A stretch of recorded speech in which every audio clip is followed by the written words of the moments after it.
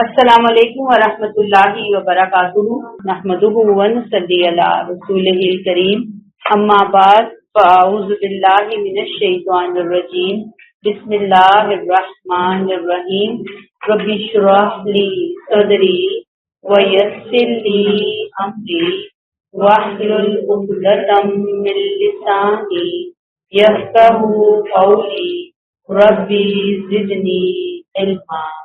आयत नंबर 150।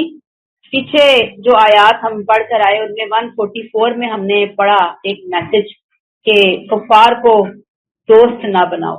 वहां कुफार से मुराद अहले किताब है। अगरचे अहले किताब का कुफर बिल्कुल वाज़े है, लेकिन हीला जू तबीयतें जो उनसे साजबाज रखना चाहती थी वो अपने ताल्लुकात उनसे बनाने के लिए शरई हीले घड़ते थे कि अहले किताब बहरहाल अहले किताब है, उनके अंदर दीन के नुक्ता नजर से कुछ खराबियां हो सकती हैं, लेकिन इन खराबियों की वजह से उनको कुफार की सफ में खड़ा कर देना मुनासिब नहीं। अब कुरान ने इन्हीं हीलाबाजियों जो हीलाबाज थे उनके इन फरेबों का इन आयात में पर्दा चाक किया और वजाहत की कि पक्के काफर तो दर हकीकत यही अहले किताब है, यानी इनको मुसलमानों की सफ में शामिल नहीं करो। अल्लाह ने फरमाया इन्नल्लज़ीना यकफुरूना बिल्लाहि व रुसुलिही व युरीदूना अन युफर्रिकू बैनल्लाहि व रुसुलिही व यक़ूलूना नुमिनु बिबादिन व नकफुरु बिबाद। विदिन ब्रैकेट ये हकीकत अलबत्ता वाज़े रहनी चाहिए कि ब्रैकेट क्लोज, जो लोग अल्लाह और उसके रसूलों का इनकार कर रहे हैं और चाहते हैं कि अल्लाह और उसके रसूलों के दरमियान तफरीक करें, और ये कहते हैं कि हम किसी रसूल पर तो ईमान लाएंगे और किसी को नहीं मानेंगे। वयुरीदूना अन यत्तखिज़ू बैना ज़ालिका सबीला, और ये चाहते हैं कि ईमान और कुफर के बीच में कोई राह निकाल, यानी अल्लाह और उसके रसूलों के दरमियान क्या करते हैं ये लोग, फर्क करते हैं। जिनको अल्लाह ने अपना रसूल बनाकर भेजा उनमें से जिसको चाहते हैं ये रसूल मानते हैं और जिसको नहीं चाहते उसे रसूल नहीं मानते। दीन में अपनी मनमानियां कर रहे हैं, दीन में अपनी मर्जी से तब्दीलियां कर रहे हैं, अल्लाह को मानते हैं लेकिन अपनी शराइत के साथ मानते हैं, अल्लाह को अल्लाह की शराइत अल्लाह की मर्जी के मुताबिक नहीं मानते। हालांकि अल्लाह के यहाँ दीन वही माना जाएगा जो अल्लाह की शराइत के मुताबिक होगा।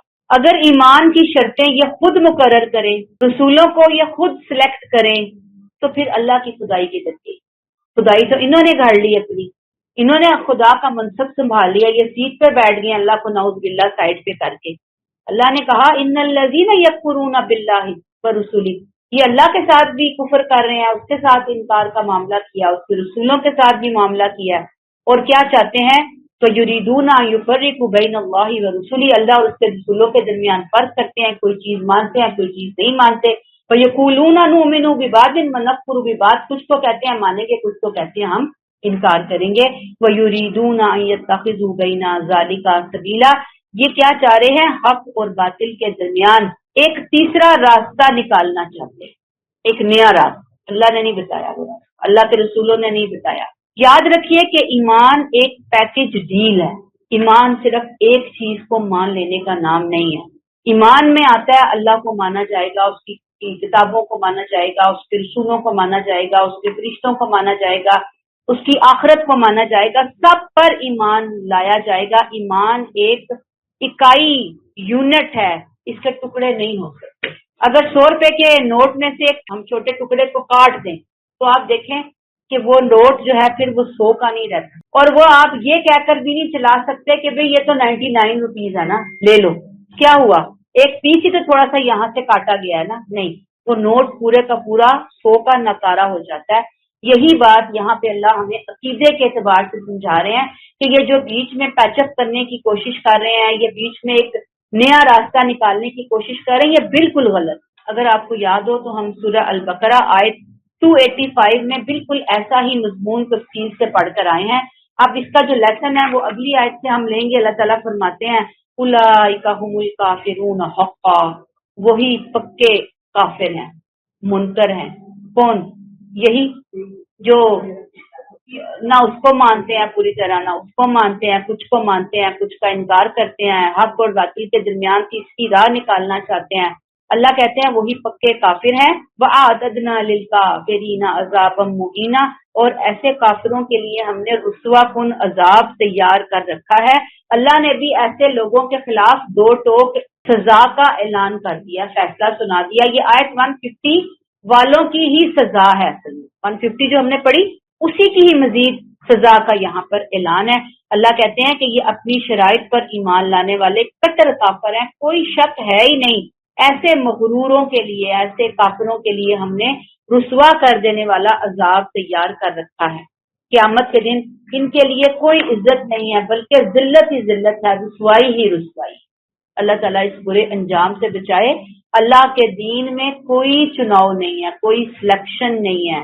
جو چیز اللہ نے بتا دیا کہ یہ وائٹ ایریا ہے، اس کو وائٹ سمجھنا ہے۔ اللہ نے بتا دیا یہ بلیک ہے، اس کو بلیک سمجھنا ہے۔ یہ جو گرے ایریا اور گرے میں بھی کچھ چیزیں ڈال دی، ہمیں جو اپنی راہ نکالنے والی باتیں ہیں اس سے بالکل بچنا ہے۔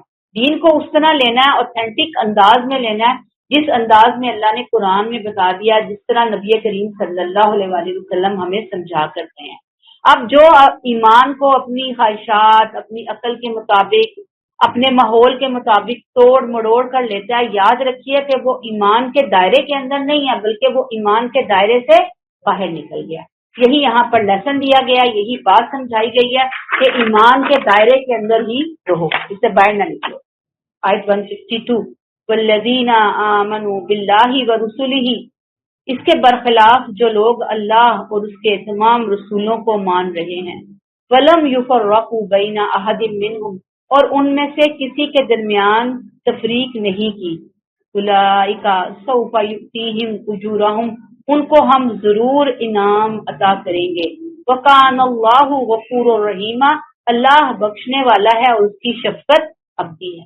اب ہم پیچھے آیت 150 151 میں پڑھ کر آئے کہ کوئی شخص کفر صرف یہ نہیں کہ کوئی شخص صریح لفظوں میں کہے کہ ہاں میں کافر، ہاں اللہ کو میں نہیں مانتا، میں فلاں رسول کو نہیں مانتا، بلکہ یہ بھی صریح کفر ہے کہ وہ اللہ اور اس کے رسولوں کو تو مانے لیکن اپنی شرائط پہ مانے، کچھ مانے اور کچھ باتوں کو چھوڑ دے، انکار کر دے۔ اللہ نے اب ایسے لوگوں کے برعکس ان کی تعریف فرمائی، یہاں پر تحسین کی کہ جو کیا کرتے ہیں، والذین آمنوا باللہ ورسلہ ولم یفرقوا بین احد منہم، مومن تو وہ شمار ہوں گے جو کیا کرتے ہیں، اللہ پر کامل یقین رکھتے ہیں، تمام رسولوں کو، حضرت آدم علیہ السلام سے لے کر نبی کریم صلی اللہ علیہ وسلم تک تمام رسولوں کو سچا برگزیدہ رسول مانتے ہیں، کسی ایک کا بھی انکار نہیں کرتے، وہ ہیں سچے مومن اللہ کے ہاں۔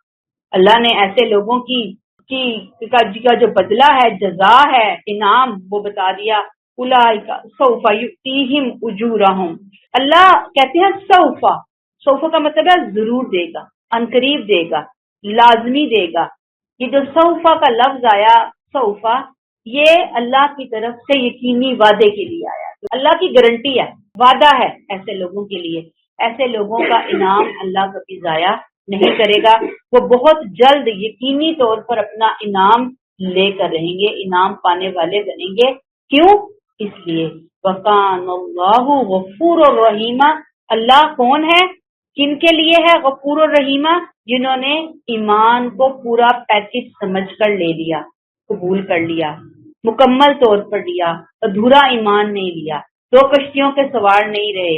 اللہ کتنا شفیق ہے، اگر ماضی میں ایمان لانے میں کوئی غلطی ہوئی، سمجھنے میں کوئی غلطی ہوئی، تو وہ غفور ہونے کے ناطے سب کچھ معاف کر دے، کیونکہ وہ غفور بھی ہے، چونکہ وہ رحیمہ، وہ بہت زیادہ مہربان بھی ہے۔ جن کو اب اللہ نے یہاں پہ بس وہی بات ہوگی کہ ہمیں یہ بات سمجھا دی کہ ایمان لانا ہے تو اس انداز میں لانا ہے جن کو آیت 152 میں اللہ نے بیان کیا۔ تو الحمدللہ آج ہم امت مسلمہ، ہماری کوشش ہوتی ہے کہ ایمان کے معاملے میں ہم ظاہری طور پہ تو کم از کم ان چیزوں کو لیں، ہاں جو اس کے تقاضے ہیں، مزید آگے جو عمل ہے وہاں پہ کہاں کھڑے ہیں، یہ اب اللہ کا اور بندے کا اپنا ذاتی معاملہ ہے۔ آیت نمبر 153 میں اللہ تعالیٰ یہاں پہ اب کیا کہہ رہے ہیں، اس سے پہلے آپ دیکھیں گے، آیت پڑھنے سے پہلے میں آپ کو تھوڑا سا پیچھے سے بیک گراؤنڈ بتا دوں کہ یہود کو جب قرآن اور آپ صلی اللہ علیہ وسلم کی رسالت پر ایمان لانے کی دعوت دی تو انہوں نے جواب میں کہا کہ آپ کو کہا کہ اگر آپ اللہ کے سچے نبی ہیں تو ہمارے سامنے آسمان سے ایسی کتاب اتارو اور ہم اس کتاب کو اپنی آنکھوں سے اترتے ہوئے دیکھیں، پھر ہم آپ کو مانیں گے۔ اب اللہ نے ان کے اس مطالبے کا اتنا سخت جواب دیا کہ لفظ لفظ اگر ہمیں عربی آتی ہے تو ہمیں پتہ چلے کہ لفظ لفظ سے وہ غصہ اللہ کا نظر آ رہا ہے۔ اللہ نے ان کی پوری تاریخ، ان کے جرموں کے یعنی کہ سارے پنے تھے نا، پر اوراق ورق، اللہ نے کھول کھول کر ان کے سامنے رکھ دیے۔ ان کا ماضی تو اس سے بھی زیادہ سنگین جرائم سے بھرا ہوا ہے، اللہ نے بتا دیا۔ اللہ تعالیٰ کہتے ہیں کہ اے نبی، آپ کو ان کے مطالبے پہ تعجب نہیں ہونا چاہیے، اس لیے کہ یہ تو اپنے پیغمبر حضرت موسیٰ علیہ السلام کی، حضرت میں کہہ رہی ہوں، ٹھیک ہے، اللہ تو موسیٰ فرماتے ہیں نا، اس سے بھی کہیں بڑھ چڑھ کر مطالبہ کر چکے ہیں۔ اب تو کتاب بھی اترتے ہوئے دیکھنا چاہتے ہیں نا، اس سے پہلے انہوں نے موسیٰ سے کیا مطالبہ کیا، اے نبی ذرا دیکھو۔ یسألک اہل الکتاب ان تنزل علیہم کتابا من السماء، اے نبی یہ اہل کتاب تم سے یہ مطالبہ کر رہے ہیں کہ انہیں اس قرآن کی بجائے ودن بریکٹ آئے گا بریکٹ کلوز، تم ان پر براہ راست آسمان سے ایک کتاب اتار کے لاؤ، ودن بریکٹ یہ کوئی تعجب کی بات نہیں، بریکٹ کلوز۔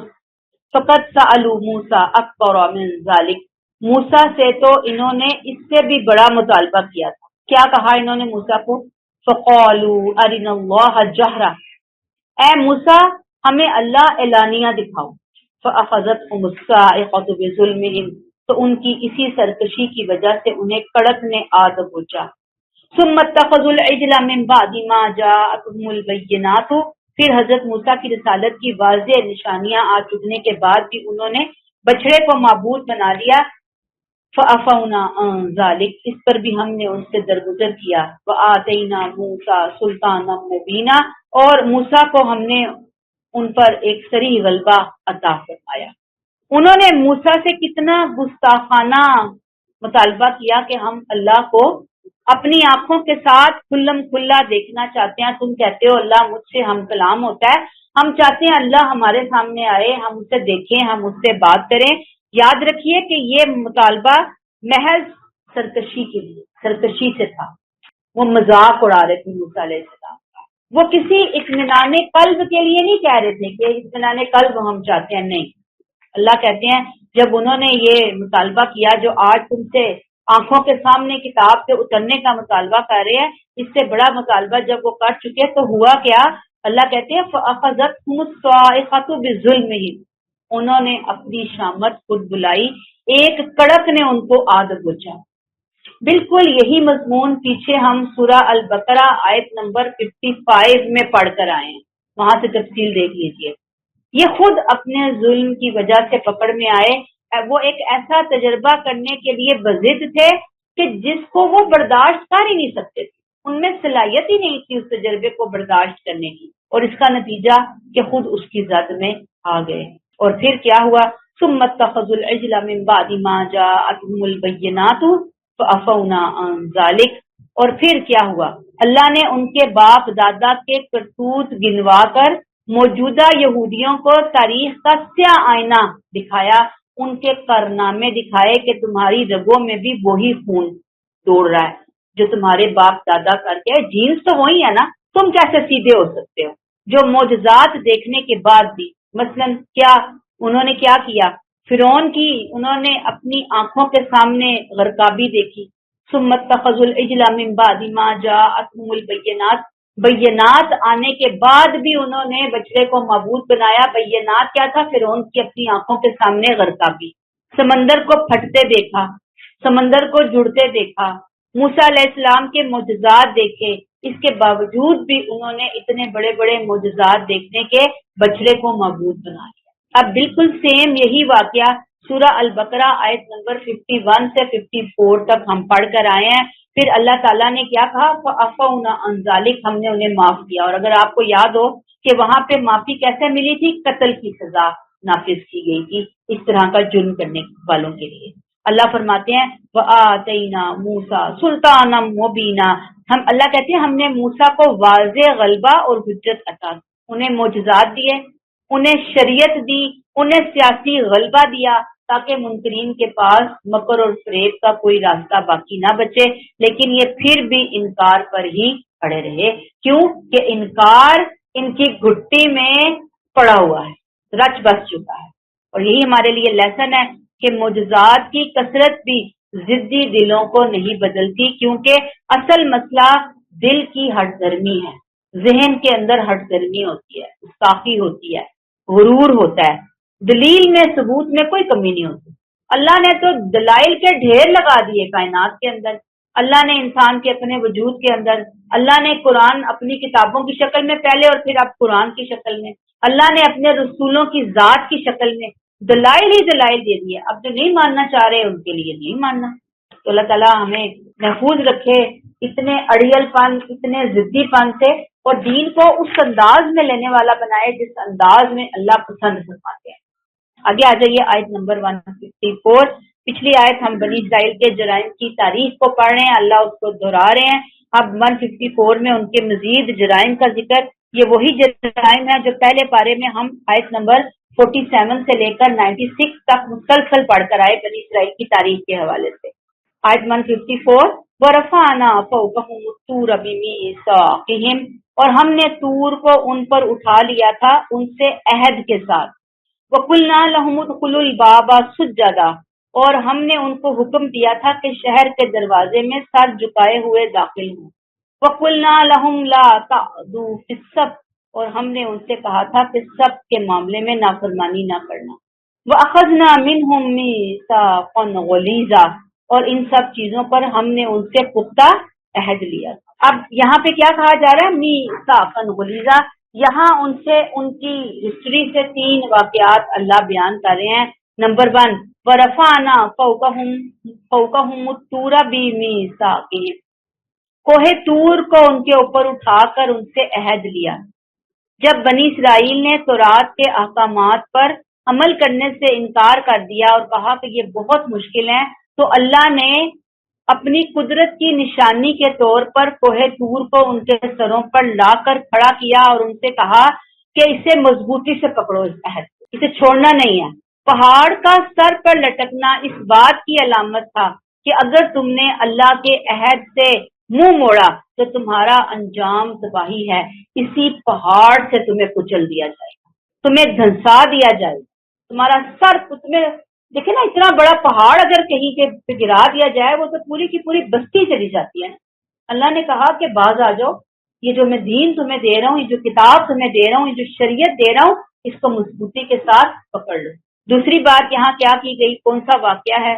وَقُلْنَا لَهُمُ ادْخُلُوا الْبَابَ سُجًّا، یہ حکم بنی اسرائیل کو اس وقت دیا گیا جب وہ صحرائے سینا کے اندر دستیا جو وادی ہے نا، اس کی آوارہ گردی کے بعد فلسطین کی طرف ایک بستی میں ان کو داخل ہونے کا حکم دیا گیا۔ پوری سزا آپ کو پتہ ہے نا، وادی تیا میں ان کو ملی تھی، پوری ایک جنریشن گئی، ان کی نئی جنریشن آئی، توبہ طائب کی، پھر ان کے نبی نے دعا کی، پھر انہیں کہا کہ جاؤ فلاں بستی میں داخل ہو جاؤ۔ حکم کیا تھا؟ سجدے کی حالت میں جانا، مراد سجدے سے عاجزی سے سر جھکائے ہوئے داخل ہونا، اور زبان سے حتتن، اے اللہ ہمارے گناہ معاف فرما دے، استغفر اللہ، سوری کرتے ہوئے جانا۔ مقصد ان کی فتح اور کامیابی پر اللہ کا شکر ادا کرنے کا یہ طریقہ تھا تاکہ ان کے دلوں کے اندر تکبر نہ آئے، لیکن انہوں نے سجدہ اور حتتن کی بجائے کیا کیا؟ مذاق اڑایا۔ شہر سے، گیٹ سے جب وہ پھاٹک سے داخل ہوئے ہیں تو رینگتے ہوئے، ٹھٹھا کرتے ہوئے وہ داخل ہوئے۔ حتتن کی جگہ ہنتتن، گندم کا دانہ بول بول کر داخل ہوئے، یعنی کہ پوری کی پوری بات کو ہی انہوں نے الٹ دیا، من مانیاں کرتے ہوئے وہ داخل ہوئے۔ تیسرا واقعہ، وَقُلْنَا لَهُمْ لَا تَعْدُوا فِي السَّبْتِ، ہفتے کے دن نافرمانی نہ کرنا، یہ ان کے لیے ایک خاص آزمائش تھی۔ ہفتے کے دن ان پر مچھلی کا شکار کرنا حرام کر دیا گیا۔ سبت اصلاً جمعہ تھا جس کو انہوں نے خود ہی منمانیاں کر کے ہفتے کے دن میں بدلا۔ یہ دن پھر یعنی کہ جنریشن ٹو جنریشن ان کے لیے ایک عہد کا دن تھا، عبادت کے لیے خاص تھا، کوئی دنیاوی کام کاج نہیں کرتے، حتیٰ کہ سیر، شکار، گھروں میں آگ جلانا، لونڈی غلاموں سے خدمت لینا بھی ممنوع قرار دے دیا گیا تھا۔ ان کی ایک بستی کے لوگوں نے اس دن کی پابندیوں سے اپنے آپ کو آزاد کرنے کے لیے جو شرعی ہیلے ایجاد کیے، انہوں نے اللہ کی شریعت کا مذاق اڑایا، لا تعدوا فی السبت کا مذاق اڑایا، انہوں نے ہفتے کے دن زیادتی کی۔ पूरा वाकया पीछे मैंने आपको लिंक दे दिया। अब फिर क्या हुआ, अल्लाह ने उनको पकड़ लिया, अल्लाह ने उनको बंदर बना दिया, काफी सख्त सजा नाफिज हुई, फिर उसके बाद उनको खत्म कर दिया। इन तमाम वाकयात के एंड में अल्लाह फरमाते हैं वअखज़ना मिनहुम मीसाक़न गलीज़ा। गलीज उर्दू में गंदे के लिए इस्तेमाल होता है, अरबिक का गलीज मुख्तलिफ मायने रखता है। इसमें आता है अरबी में क्या आता है, पुख्ता अहद, पक्का। मीसाक अहद, गलीजा पक्का, पुख्ता अहद हमने उनसे लिया। अल्लाह ताला कहते हैं हम तो अहद ले चुके थे लेकिन उन्होंने खुद ही उस अहद का पास नहीं रखा। ये आप क्या आपके जमाने में नाफरमानियां कर रहे हैं, इनकी दास्तान सुनिए नबी, इनकी दास्तान बड़ी तवील है, बड़ी सरकशियां, बड़ी हटधर्मियां, बड़ी मनमानियां इनकी हिस्ट्री के अंदर। अल्लाह ताला इस रवैये से बचा। आयत 155 फबिमा नक़दिहिम मीसाक़हुम, अल्लाह कहते हैं बस उनकी अहद शिकनी जो की उन्होंने, वकुफ्रिहिम बिआयातिल्लाह, अल्लाह की आयात को झुठलाया, वक़त्लिहिमुल अंबिया बिग़ैरि हक़, वक़ौलिहिम क़ुलूबुना गुल्फ़, इस वजह से कि उन्होंने कहा कि हमारे दिलों पर तो गुलाफ है। अल्लाह कहते नहीं, बल्कि क्या है, बल तबअल्लाहु अलैहा बिकुफ्रिहिम फला युमिनूना इल्ला क़लीला, अल्लाह ने उनके इनकार की वजह से उनके दिलों पर मोहर लगा दी, इसलिए अब इनमें से कम ही ईमान लाएंगे। अब देखिए ना, पीछे हमने उनके ऊपर अल्लाह के एहसानात पढ़े, लेकिन उन्होंने अल्लाह के एहसानात का क्या हाल किया। 155 में अल्लाह ने उनको हुक्म दिए, वाज़े अहकामात दिए, उनसे अहद लिया, सजदा करते हुए जाना, सबसे दिन की पाबंदी करना, ये काम करना। उन्होंने जवाबी रिएक्शन क्या दिया, अहद तोड़े, अहद शिकनी की दास्तान, जिससे अल्लाह की रहमत से वो दूर हो गए। पहला अहद क्या हुआ, फबिमा नक़दिहिम मीसाक़हुम, अहद का तोड़ना, ये एक सिर्फ वादा खिलाफी नहीं थी, ये मीसाक़न गलीज़ा था जो उन्होंने तोड़ा, आम अहद नहीं था, ये बहुत बड़ा ओथ था जो उन्होंने तोड़ा। उस हस्ती के साथ गद्दारी की जिसने उन्हें गुलामी से निजात दी, जिस हस्ती ने इनके ऊपर बड़े बड़े एहसानात किए, इनकी एहसान फरामोशी की इंतहा। फबिमा नक़दिहिम मीसाक़हुम, इन्होंने उन अहदों को अपने पैरों तले रख के रोन दिया, कुचल के रख दिया, उठा कर फेंक दिया। और दूसरा काम, वकुफ्रिहिम बिआयातिल्लाह, अल्लाह ने उन्हें कितने मोजज़ात दिखाए लेकिन उन्होंने हक को अपनी ख्वाहिशात के नीचे दबा दिया, अल्लाह की आयात का इनकार कर दिया। तीसरी बात, वक़त्लिहिमुल अंबिया बिग़ैरि हक़, फिर वो जिद में इस मुकाम पर पहुंचे जहां इंसान की अना इतनी बढ़ जाए कि वो अल्लाह के सबसे प्यारे बंदों के खून से अपने हाथ रंग ले। इन्होंने वो हाथ भी रंगने से डरे। सोचिए अब वो कहाँ पहुंचे हुए हैं, किस मुकाम पे पहुंचे हुए हैं।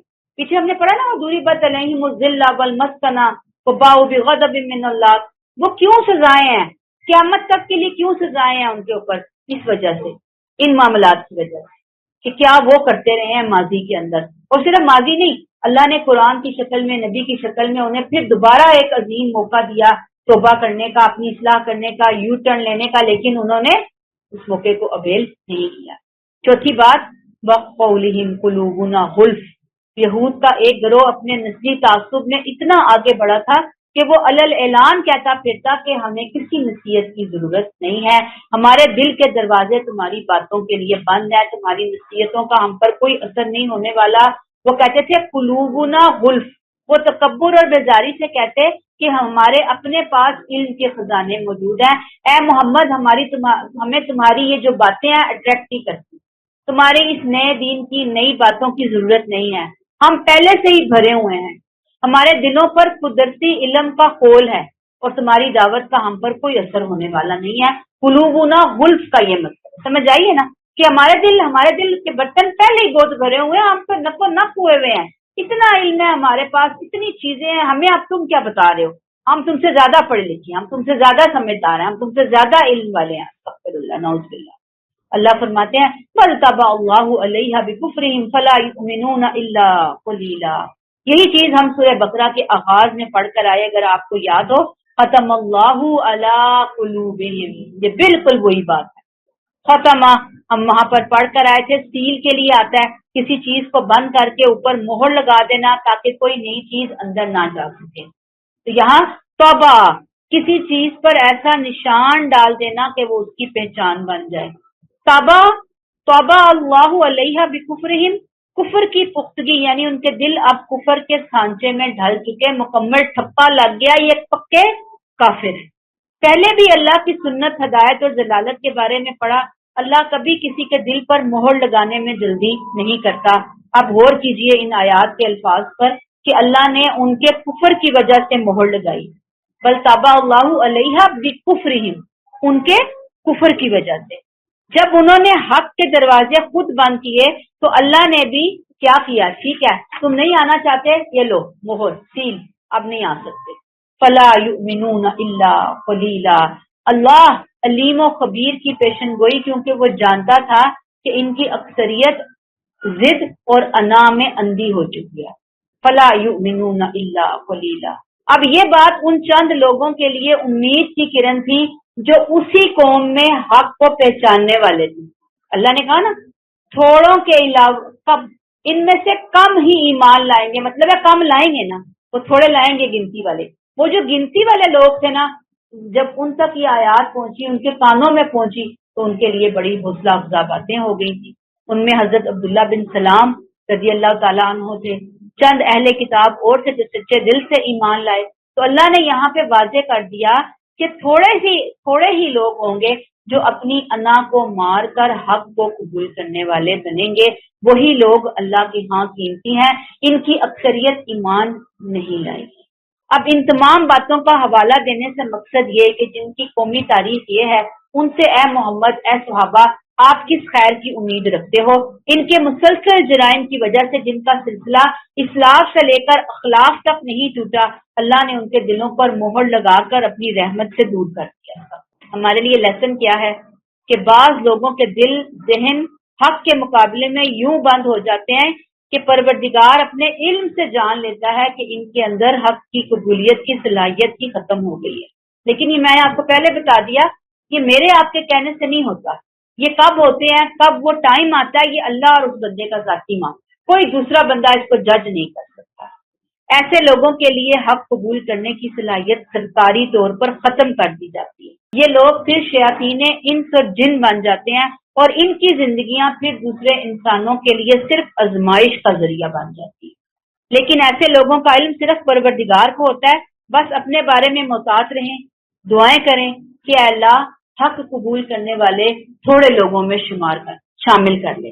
अल्लाह ने कहा ना, फला युमिनूना इल्ला कलीला, ये जो कलीला वाला मामला है ना, ये हर दौर में कलीला ही रहा। क़यामत तक कलीला ही आपको सिराते मुस्तकीम पर चलते हुए नजर आएंगे। तो इन कलीला, इन थोड़े लोगों में शामिल होने के लिए अल्लाह से बहुत जिंदगी की आखिरी सांस तक अपने और अपने प्यारों, अपने बच्चों के लिए तड़प तड़प कर दुआएं करने की जरूरत है कि अल्लाह हमें इन कलीला में शामिल फरमा दे, क्योंकि ये कलीला ही होते हैं। अल्लाह हमें तौफीक दे। आ जाइए आगे 156। अल्लाह कहते हैं वबिकुफ्रिहिम वक़ौलिहिम अला मरियमा बुहतानन अज़ीमा, मजीद इनके ऊपर मोहर क्यों लगा दी गई, क्या हुआ इनका मामला? उनके कुफर की वजह से और मरियम पर बोहताने अजीम लगाने की वजह से। आयत 155 में बनी इसराइल के 4 बड़े जराइम, उनके दिलों पर मोहर लगने का हवाला आयत 156 में उन्हीं की जराइम की मजीद सीरीज। अल्लाह कहते हैं वो बिकुफ्रिहिम, कुफर क्या था? अल्लाह की आयात को झुटलाना, ईसा अलैहिस्सलाम की नबूवत का इनकार करना, मोजज़ात को जादू कहना, अंबिया की तौहीन करना, ये वो बिकुफ्रिहिम था। वक़ौलिहिम अला मरियमा बुहतानन अजीमा क्या था? हजरत ईसा अलैहिस्सलाम ने माँ की गोद में बोलकर अपनी माँ की पाकदामनी का ऐलान कर दिया था। ये तो हम पढ़ते भी आए हैं।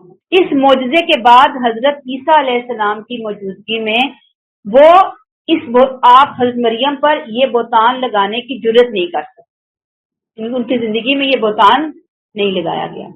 लेकिन फिर यहूद ने ये इल्जाम सैयदना मसीह के बाद के दौर में उनकी माँ मरियम पर अस्तगफिरुल्लाह नऊज़ुबिल्लाह बदकारी का इल्जाम घड़ा, बाद में घड़ा। और अल्लाह ने इसे क्या कहा इल्जाम को? बुहतानन अजीमा, ऐसा झूठ जो पाकीज़गी पर कीचड़ उछाल दे, पाक चीज पर कीचड़ उछाल दे, अक्ल को हिला दे, शराफत को खत्म कर दे। ये बुहतानन अजीमा सिर्फ बुहतानन अजीमा नहीं था, बल्कि ये अल्लाह की कुदरत पर, اللہ کے معجزے پر جو مریم کنواری مریم کی کہ ہاں حضرت عیسیٰ علیہ السلام کا جو جنم کا معاملہ تھا یہ ان معجزات پر حملہ تھا.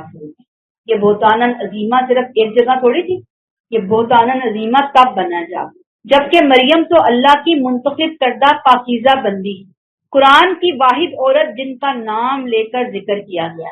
اللہ نے قرآن کے ذریعے اس بہتان عظیم کو رد کر دیا.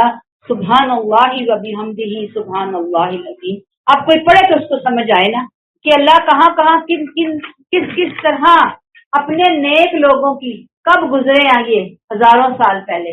اللہ قیامت تک ان کی پاکیزگی کے چرچے بلند کرتا رہے گا کہ جنہوں نے اللہ کے لیے قربانیاں دی اللہ نے ان کی قربانیوں کو محفوظ کر لیا، اللہ نے ان کی پاکیزگی کو محفوظ کر دیا. اللہ تعالیٰ ہمیں یہ عقل سمجھ عطا فرمائے. آیت نمبر 157 اللہ فرماتے ہیں وَقَوْلِهِمْ إِنَّا قَتَلْنَا الْمَسِيحَ عِيسَى ابْنَ مَرْيَمَ رَسُولُ اللَّهِ، اور ان کے اس دعوے کی وجہ سے کہ ہم نے مسیح عیسیٰ ابن مریم اللہ کے رسول کو قتل کر دیا. اب آپ کو پتا ہے نا کہ یہود کے سنگین جرائم ہم پڑھ رہے ہیں. آیت 157 میں بھی انہی کے مزید گستاخانہ دعووں کا ذکر ہے. وہ کیا کہتے ہیں؟ یہود کا غرور سے بھرا ہوا دعویٰ، معاذ اللہ ہم نے ایسے شخص کو قتل کر دیا جو اپنے آپ کو اللہ کا رسول کہتا تھا. کس کو؟ مسیح عیسیٰ ابن مریم، جو کیا کہتا ہے؟ رسول اللہ، خود کو اللہ کا رسول کہتا ہے.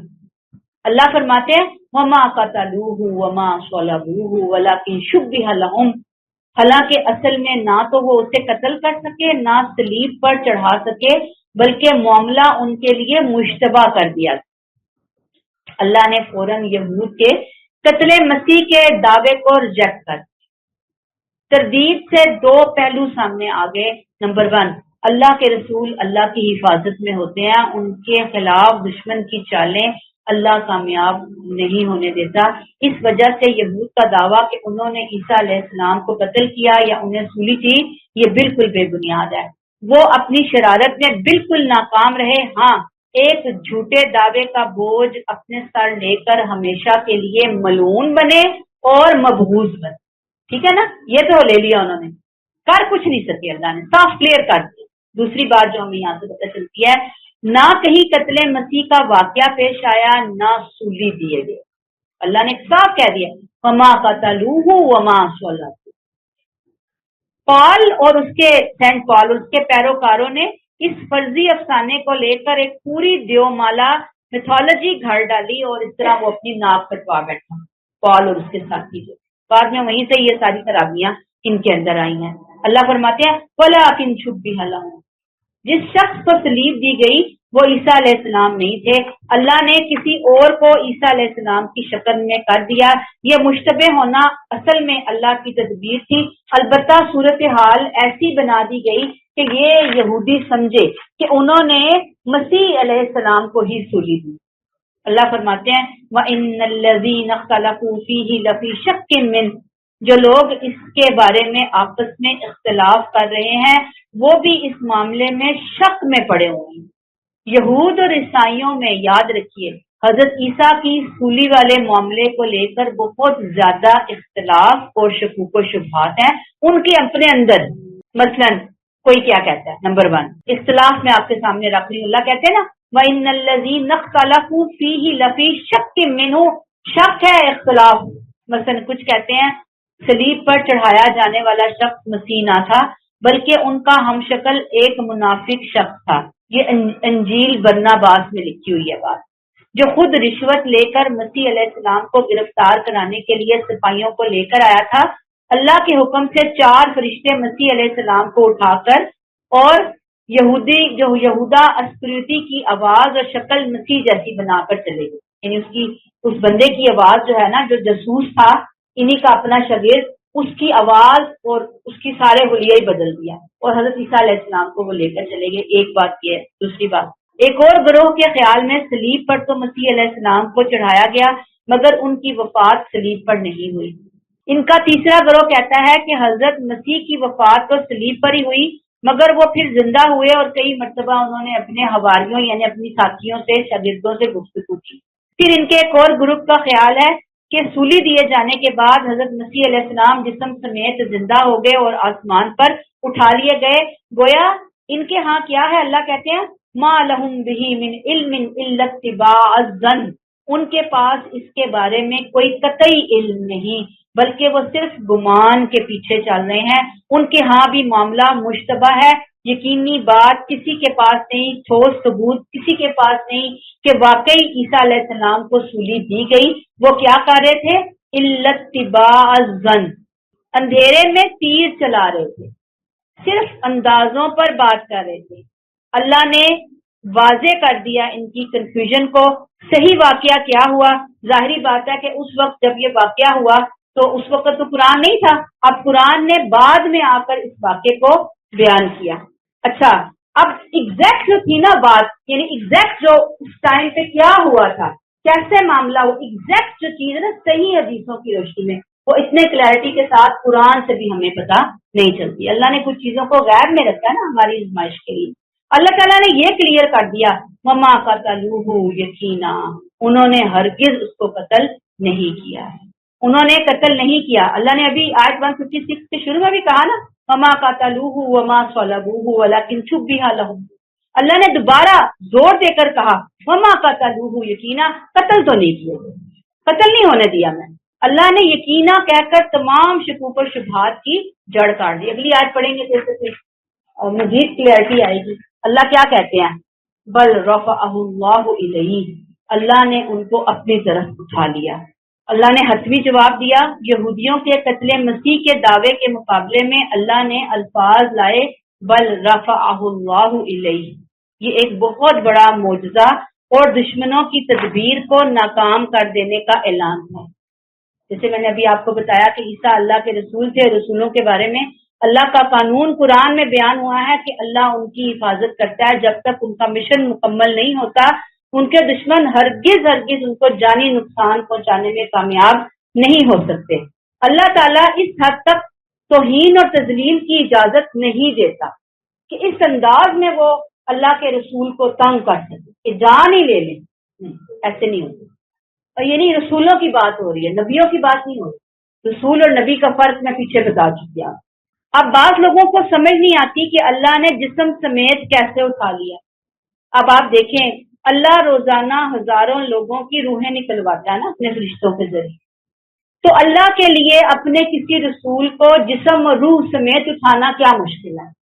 अल्लाह की कुदरत है, वो चाहे तो उठा सकता है, इसमें कोई ऐसी बात नहीं है। अल्लाह ने एंड में कहा वकानल्लाहु अजीजन हकीमा, अल्लाह जबरदस्त है, वो बड़ी हिकमत वाला है। अल्लाह जब किसी काम को करना चाहे तो वो अपने इरादे पर गालिब है, उसके लिए कोई रास्ता बंद नहीं है। वो जहां चाहे जिस तरह चाहे जो दरवाजा चाहे खोल ले, जो चाहे काम कर ले, वो तो कहेगा कौन काम हो जाएगा। अब यहाँ एक और अहम सवाल, लोगों के डिबेट्स हैं बहुत बड़ी बड़ी कि ईसा अलैहिस्सलाम को जिंदा उठाया गया था। अल्लाह ने कहा बल रफ़अहुल्लाहु इलैहि, पहले कहा वमा कतलूहु, कत्ल नहीं किए गए, फिर अल्लाह ने कहा उनको उठा लिया। अब ये जो उठा लिया गया, अब लोगों में, मुसलमानों में बड़ी डिबेट है कि जिंदा उठाया गया या वफात देकर जिस्म समेत उठा लिया गया। अक्सरियत उलमा की राय यही है कि उनको जिंदा जिस्म समेत उठाया गया। कुछ उलमा कहते हैं कि नहीं, वफात दी गई, जिस्म उठा लिया गया ताकि ये लोग बाद में बेहुरमती ना कर सकें। इस मौजू को अगर कोई पढ़ना चाहता है, मुख्तलिफ उलमा कराम की डिबेट्स मौजूद है। आपको जो भी अगर कोई इल्म इसमें मजीद हासिल करना चाहता है तो वो जाकर पढ़ सकता है। हमारा इतना ही काम है कि हम बस कुरान की इन आयात को लें, जो हमारे अमल की चीजें उसको अपने अमल का हिस्सा बनाएं, और जो इल्म के मौजूआत हैं, डिबेटेबल चीजें, उनको जाकर मुख्तलिफ स्कॉलर्स को पढ़ें। जिस स्कॉलर से आपका दिल मुतमईन होता है, आप उस राय को इख्तियार करें। आखिरी आयत 159 क्या कहते हैं अल्लाह ताला, व इम मिन अहलिल किताबि इल्ला ला युमिनन्ना बिही क़ब्ल मौती। अब अल्लाह ताला यहाँ पे क्या कह रहे हैं, फिर ब्रैकेट आएगा, ये उनके जराइम है, इसलिए अब कुरान के सिवा ये बराह रास्त आसमान से उतरी हुई किसी किताब का मुतालबा कर रहे हैं, तो ए पैगंबर इनकी परवाह न कीजिए। ब्रैकेट में आएगा, ब्रैकेट क्लोज।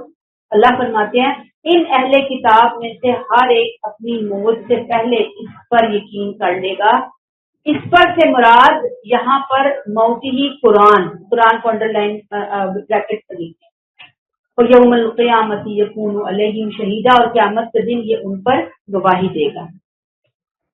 اب آیت 151 اور 152 میں ایک سلسلہ کلام شروع ہوا کہ آپ صلی اللہ علیہ وسلم پر ایمان کا سلسلہ جو ہے وہ شروع ہوا تھا۔ یہود آپ کو مانتے نہیں تھے لیکن مطالبات کرتے رہتے تھے، تو قرآن نے آیت 153 میں ذکر کیا کہ یہ آپ سے کیا مطالبہ کر رہے ہیں، کیا کہتے ہیں کہ اس قرآن کی بجائے آسمان سے براہ راست ایک اور کتاب نازل کریں تاکہ ہم اس کو مانیں۔ اللہ تعالیٰ نے کہا اس میں تعجب کی بات نہیں ہے، انہوں نے موسیٰ سے اس سے بھی بڑا مطالبہ کیا تھا کہ اللہ کو ہمیں کھلم کھلا دکھاؤ۔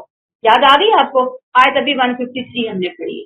تو اللہ اس بات سے اتنا غضبناک ہوئے کہ اصل سلسلہ کلام 151 152 اور 153 کے بعد اللہ نے وہیں پہ سلسلہ روکا اور یہود کی قومی تاریخ کے حوالے سے ان کی جرائم بھری ہسٹری ان کے سامنے رکھ دی کہ تم تو وہ برے لوگ ہو، ماضی میں تم دیکھو کیا کیا کرتے رہے۔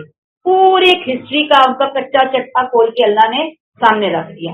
موسیٰ علیہ السلام سے مطالبہ اللہ کو کھلم کھلا دکھاؤ سے بات شروع کر کے گفتگو حضرت مریم علیہ السلام حضرت عیسیٰ علیہ السلام پر جا کر ختم فرمائی کہ انہوں نے اپنی دانش میں تو مسیح کو قتل کر دیا اور یہ کہا کہ ہم نے اللہ کے رسول کو قتل کیا۔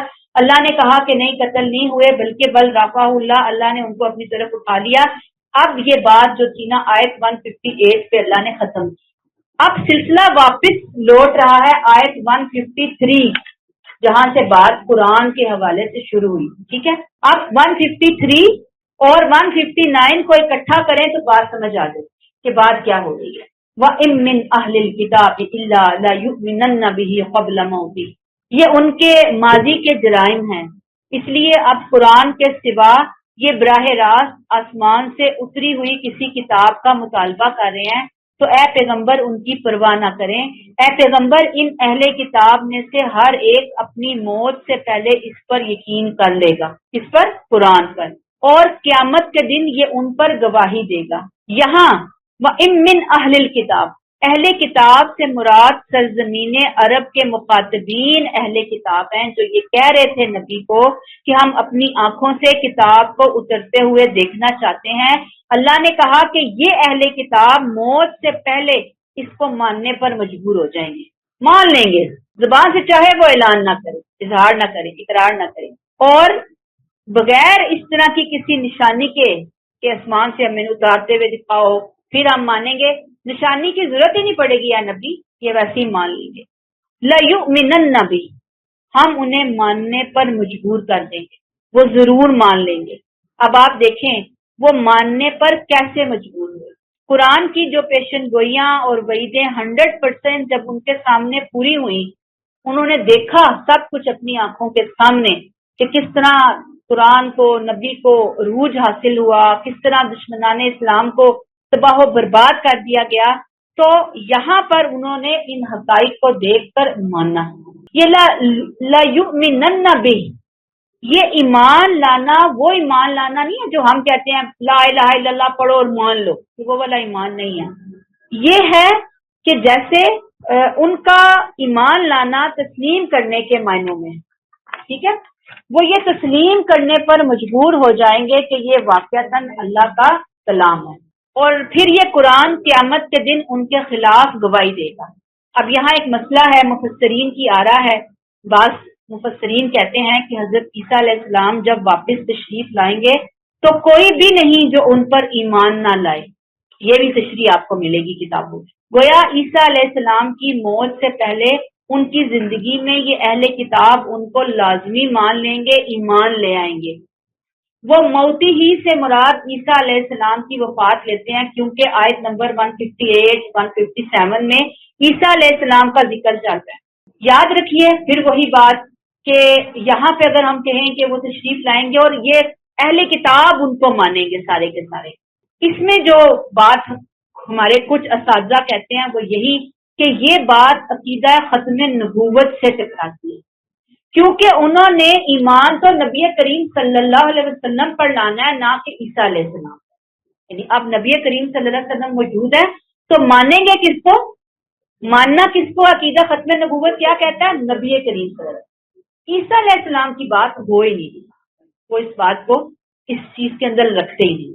دوسری رائے کچھ کی رائے موتی ہی سے مراد اہل کتاب ہے، مطلب ہر اہل کتاب اپنی موت سے پہلے عیسیٰ علیہ السلام کو ماننے پر مجبور ہوتا ہے۔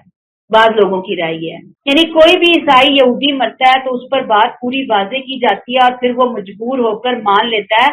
حالانکہ آپ سوچیں کہ موت کے وقت تو قرآن نہ بھی کہتا یہ سب واضح ہو ہی جانا ہے، قیامت کے دن تو ساری صورتحال واضح ہو جائے گی، موت کے وقت رشتے نظر آتے ہیں، بندے کو سمجھ آ جاتی ہے کہ وہ بات نہیں ہو رہی۔ اصل الفاظ دیکھیے من قبلی موتی ہی، یعنی اپنی موت سے قبل، تو ظاہر ہے کہ موت جس وقت آ گئی تو وہ موت سے قبل نہیں ہوتا، موت سے قبل یہ زندگی ہوتی۔ موت سے قبل والا جو خاص ٹائم ہے نا، وہ تو نزا کا ٹائم ہے، اس وقت تو ماننا نہ ماننا برابر ہی ہے۔ یہ کیا ہے؟ اپنی زندگی کے اندر ماننا۔ یہ آیت سب سے زیادہ عیسیٰ علیہ السلام کے حوالے سے کوٹ ہوتی ہے کہ ان کی آمد ثانی کے حوالے سے، ٹھیک ہے؟ تو یہاں پہ کیا ہم نے کہا، میں نے آپ کو دوسری 3 رائے بتا دی یہاں پر۔ ایک رائے وہی ہے کہ قرآن پر یہ لوگ قرآن کے حقائق کو یہ تسلیم کر لیں گے اپنی موت سے پہلے۔ کن کی بات ہو رہی ہے؟ انہی کی بات ہو رہی ہے جو نبی کریم صلی اللہ علیہ وسلم کے زمانے کے اہل کتاب تھے، ٹھیک۔ دوسری رائے، قیامت تک کے اہل کتاب مانیں گے، کس کو مانیں گے؟ عیسیٰ علیہ السلام کو مانیں گے، ان پر ایمان لائیں گے۔ تو اب آپ دیکھ لیں کہ کس رائے کو ماننا ہے، کس کو قبول کرنا ہے۔ مختلف تفسیریں آپ کے سامنے موجود ہیں۔ علمی اعتبار سے اگر آپ کو کچھ چیز چاہیے تو آپ کو خود ریسرچ کریں۔ یہاں پہ ہم اس کو روک لیتے ہیں۔ سبحانک اللہم و بحمدک، نشہد ان لا الہ الا انت، نستغفرک و نتوب الیک۔ السلام علیکم ورحمۃ اللہ وبرکاتہ۔